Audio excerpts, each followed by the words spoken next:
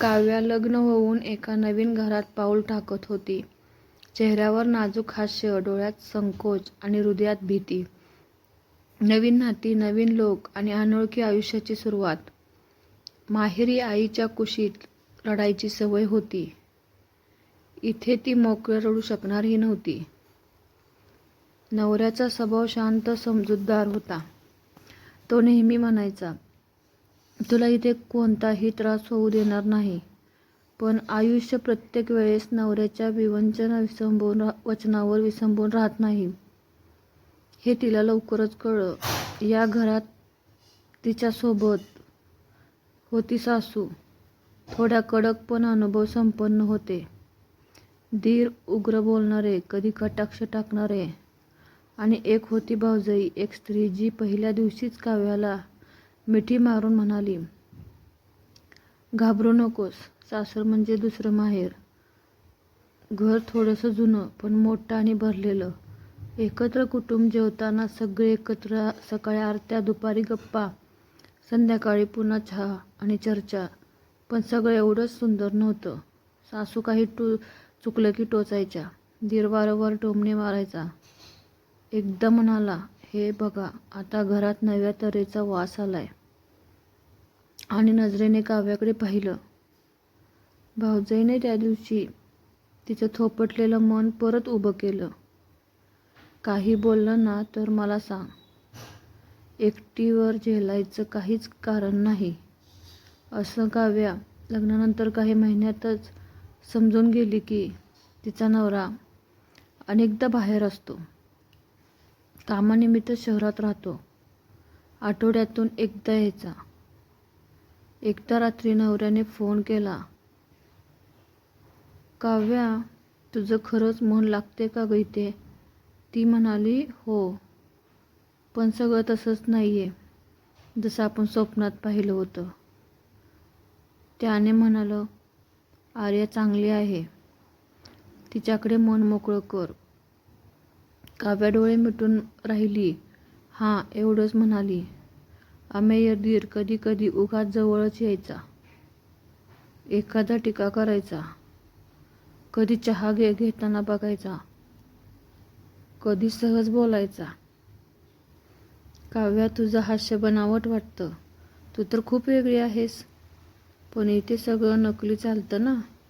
ती गप्प राहायची. एके दिवशी आर्याने तिला एकटं बोलावलं. तुला अस्वस्थ वाटते का? काव्या म्हणाली, कधी कधी. आमेचं वागणं विचित्र आहे. आर्या थोडा वेळ शांत राहिली. त्याचा एक काळ होता. एका मुलीच्या प्रेमात ती दुसऱ्याशी लग्न करून गेली. त्याचा राग आता त्याच्या नजरेतून उमटतो. त्याचं दुःख आता त्याच्या टोमण्यांमध्ये येतं. आर्या आणि घराचा खरा आधार होती. ती सगळ्यांना समजून घेत होती. एक दिवस सासू थोड्याशा चिडल्या. ही कविता नुसतं पाहून काम करते. कोण शिकवणार हिला? आर्या पुढे आली. आई, मी शिकवेन ना. रोज थोडं थोडं तिला वेळ द्या. सासूबाई काही बोलल्या नाहीत, पण त्याच्या डोळ्यात समाधान दिसलं. त्या रात्री आर्याने काव्याला सांगितलं, सासर म्हणजे परीक्षा. इथे मन मोठं ठेवावं लागतं. काव्या म्हणाली, तू नसतीस ना तर कदाचित मी हरले असते. कठोरता कधी सासू प्रेम दाखवायच्या, कधी नाही. पण एक दिवस त्यांनी काव्याचं कौतुक केलं. काल तू केली होतीस ती भाजी, अगदी माझ्या हातची आठवली. काव्या गहिवरली. त्या दिवसापासून सासूबाईंनी तिला जास्त जवळचं समजायला सुरुवात केली. आम्ही एक दिवस काव्याला म्हणाला, साफ करशील का? मी अनेक वेळा असभ्य वागलो. ती थबकली. माझा राग कोणावर होता? तो मी तुझ्यावर उतरवत होतो. पण समजते आता तू निरागस आहे. आणि खरं सांगू, माझ्या भावाच्या आयुष्यात तू आलीस याचा मला खूप आनंद आहे. काव्या अवाक झाली. पण ती म्हणाली, शब्द महत्त्वाचे असतात. आणि मी त्याचं ओझं उचललं होतं. पण आता मी उतरवते.